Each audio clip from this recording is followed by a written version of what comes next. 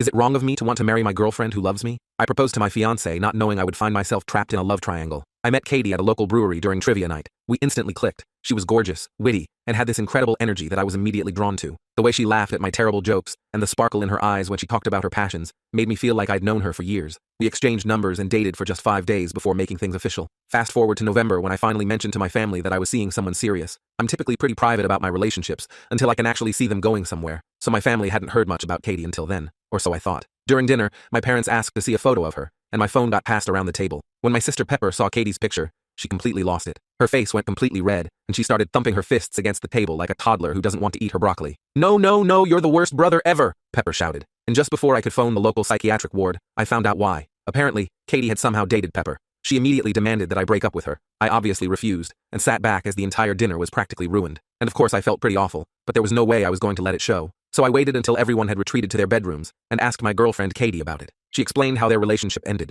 and that Pepper had been the one to break things off. I decided to look past it, because they only went out for 4 to 5 weeks, and I was convinced that Katie would be the mother of my children. So a few months later on Katie's birthday, I organized a special dinner with both our families and her closest friends, because I thought it had blown over. The restaurant was her favorite, this cozy Italian place with twinkling lights and the best tiramisu in town. It was the perfect place to pop the big question, and when I saw my time come, my heart raced. I still remember how I felt when I bent down on one knee and asked the most beautiful girl in the world to marry me. But it didn't go as planned, because just before Katie could say anything, my sister dumped her wine glass all over her. I was so shocked I couldn't even move, and Pepper just stormed out. But instead of getting mad, me and Katie just laughed, and she still said yes. After that, life felt like a Disney movie. It really felt like nothing could make me sad ever again. So when Pepper broke her 8 weeks of silence to invite us to a big family dinner at her apartment, we accepted, thinking perhaps she was finally ready to be civil. The dinner was pleasant enough, nothing fancy, just casual conversation over pasta. After dinner, we moved to the living room to continue chatting. About half an hour into normal conversation, Pepper suddenly stood up and announced she had something important to share. She launched into this long, dramatic speech about being grateful to have family around